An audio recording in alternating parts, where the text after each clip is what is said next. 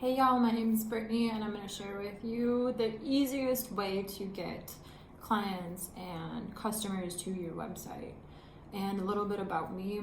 I lived overseas and I have done the SEO for a few companies, to name a few. So here we go. It's simple, it's easy, don't make it more complicated than it needs to be, truly. There are about 5 steps. I'm going to say there are 5 steps. And it would be large net is number 1. Number 2 is contact. Number 3 is their needs, your results, and your expertise. And then piquing their interest and the sale. And then follow up, get a review, and then word of mouth and references. So within those steps, how you're gonna do this is your large net. What you do is you find business networking events of other people who do business in your industry that maybe are the same thing, maybe they're a little different. Maybe it's just a business event where you can meet other people who own companies and are maybe coming up against the same hurdles or same struggles or different ways to go about different things. Number 2 is word of mouth. If you work with someone, ask them to pass your service or your product along to other people who might be interested. 3 are your friends of friends. So obviously your friends are part of your net, but your friends of your friends are also part of your net. Number 4, cafes. This wasn't something that I started to really tap into until about 3 years ago. Just putting a flyer or a sheet flyer, like a full sheet flyer you pin onto their board, or those little like brochure cards flyers or business cards, and putting them into cafes on their boards and having people just seeing you offer this or you have this and letting people come to you or contact you, and having that flyer or brochure or business card, having the layout on that being effective as well as important if you're going to go that route.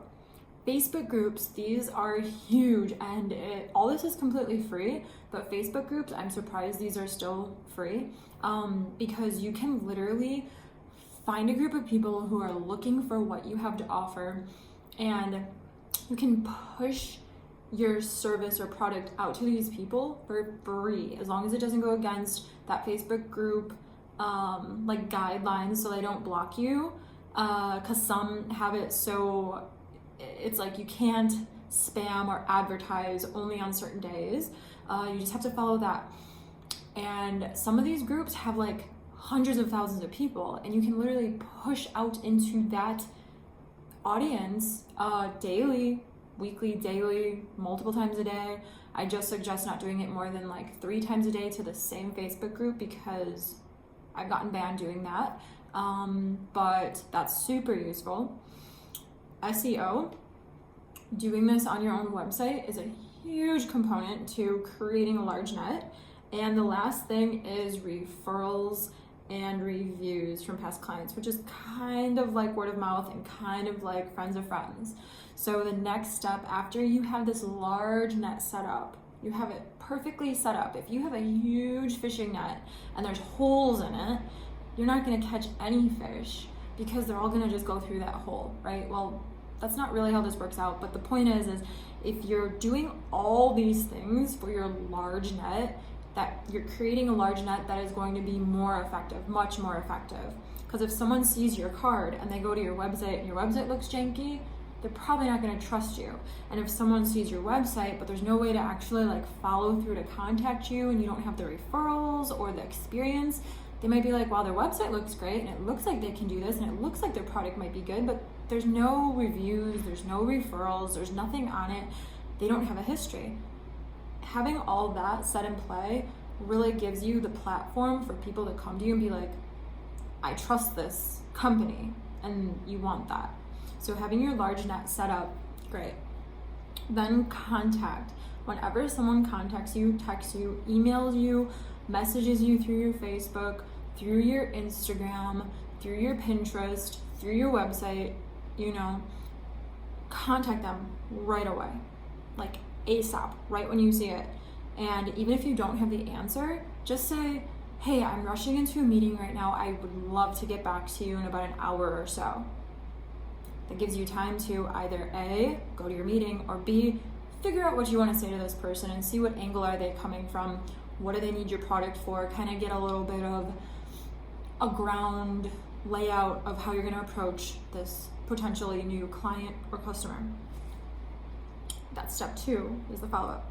Step 3 is their needs and your results and your expertise. So this is step 3. So evaluating what do they actually need you for, and within their need, how well and how much experience do you have covering that need? And truly, that's all you really need to focus on. You can mention other things that might be great about your service or product or that comes with it, and if it piques them and they like mention on it, that could be another thing that you add to like the highlights of how to close and keep this customer or client with you to purchase with you. So that's step 3. Step 4 is their piqued interest and that sale.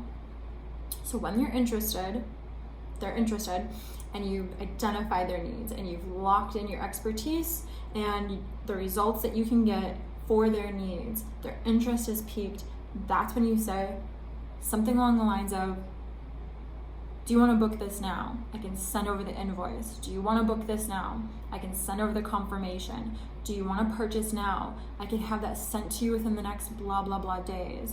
Do you want to do this now? I'd love to talk. And if they're in that phase, if you feel like they're kind of maybe not gonna close, hey, let's get on the phone. Let's figure this out. I'd love to get this rolling for you. Get it to the point where it's more personal and close.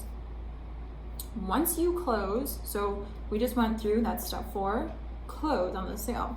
Once you close, express to them how you're excited to know what they think about your service or your product. Express to them, I'm looking forward to this. This is going to be fun, because it's going to be. It's your expertise and you get to share it. Be excited about that. That's fun. Once that it's purchased, closed, and you're getting your reviews, that is the next step, is getting this review. So you're excited about it, you've closed on it, keep them excited, but you don't want to like sweat them, right? So after you give them the result, or after they receive their product, maybe give it like a day. Or if they're super hype and it's a product, maybe give it like 6 hours. Shoot them a message. I would love a review from you.